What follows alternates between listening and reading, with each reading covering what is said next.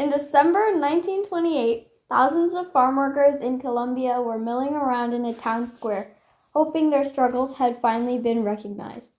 They soon realized what began as a labor revolution was quickly smothered by a violent response from a corporation and a government.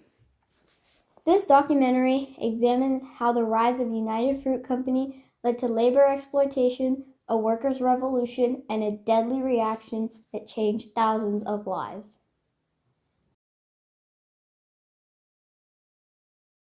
Tropical fruits were becoming increasingly popular in the U.S. near the end of the 19th century. One of the U.S.'s top fruit suppliers was United Fruit Company, now known as Chiquita. It was founded in 1899 by a merger between two American fruit companies.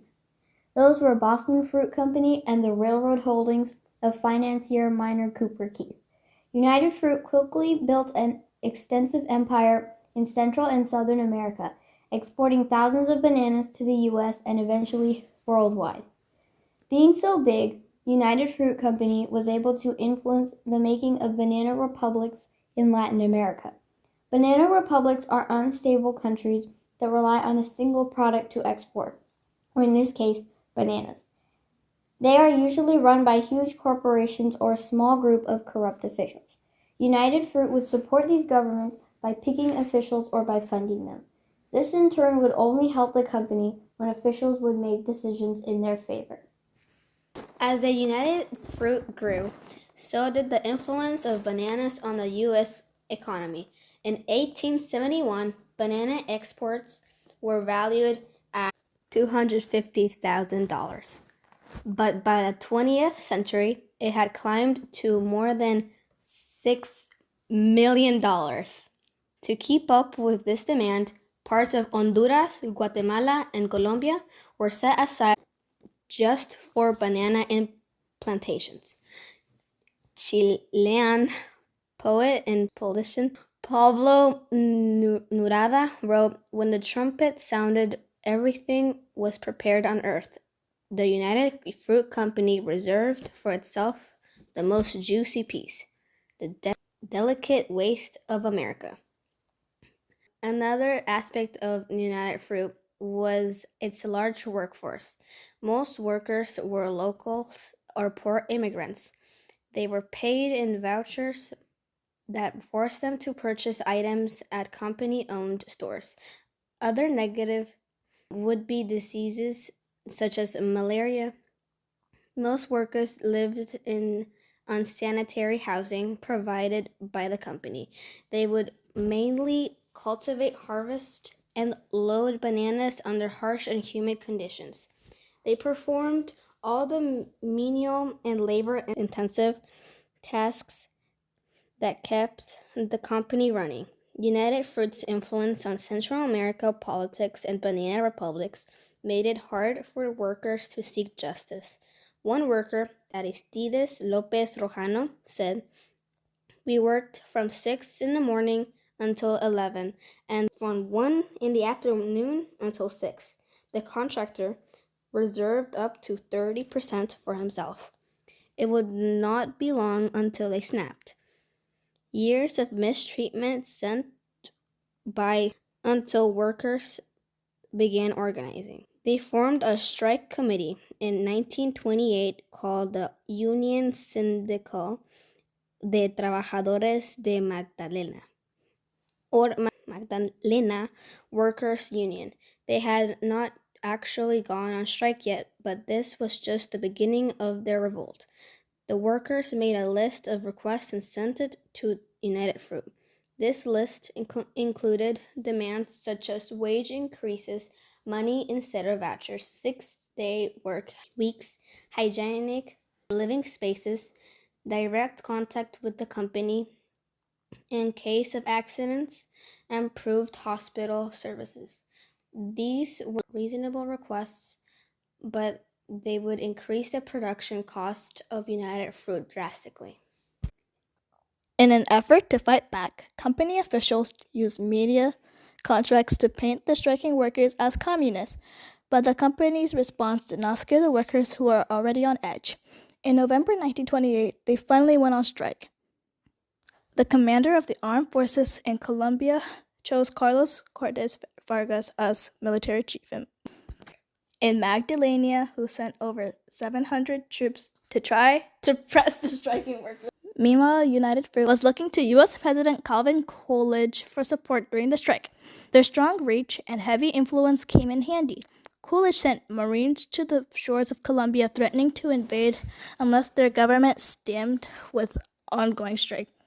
With pressure from the U.S. and United Fruit, the Colombian government finally cracked.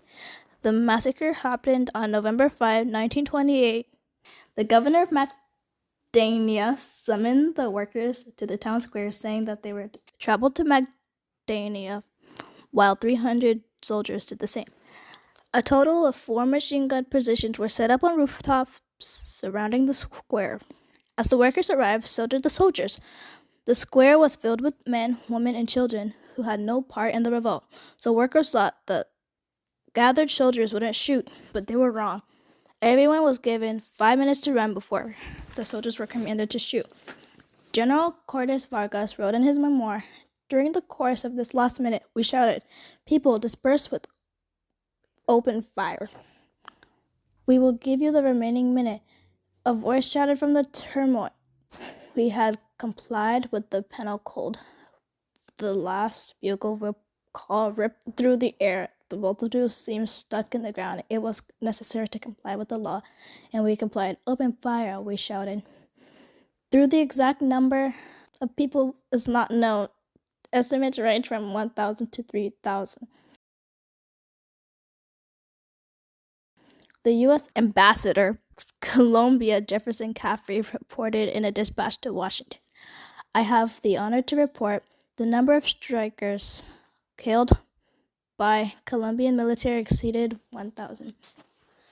No one knows for sure where the bodies from the massacre were stored. Some believe they were dumped in the ocean, while others think they were buried in mass graves.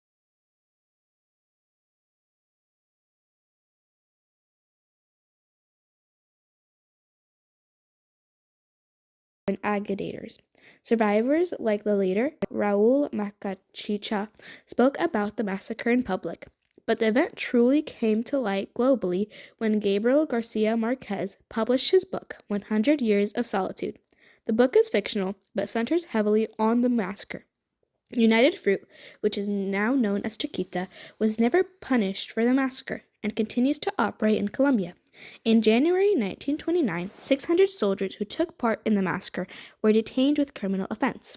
Of the 600 soldiers, 31 of them were sentenced to prison, and they were freed 9 months after. In the aftermath of the massacre, Colombia's consecutive government was replaced by the Liberal Party after the 1930 election. Jorge Elixir Gayton, a Colombian politician in the Liberal Party, gave a speech in lower Congress, holding the skull of a child from the massacre. Gayton continued to speak publicly about the massacre with growing popularity. He called the conservatives pawns of American businesses, criticizing them for attacking defenseless farm workers. People started sympathizing with the workers, recognizing the wrongdoing of United Fruit and the government. The new Liberal Party was more sympathetic to farm workers, supporting labor unions, and making many changes to Colombia's banana industry. These changes included banana subcontractor hiring and wage increase for workers earning less than 100 pesos, or $5.50 per day. The banana massacre changed the lives of thousands of Colombians, and for many lives were tragically lost. What began as a workers' revolution for basic rights was stamped out by a tragic reaction from a powerful company and a government. In the aftermath, public outrage led to reforms that reshaped Colombia's banana industry. This event shows how labor exploitation sparks revolution and then violent reactions from companies and governments looking to maintain control, but also how reform, even delayed, can emerge from disaster. Thank you.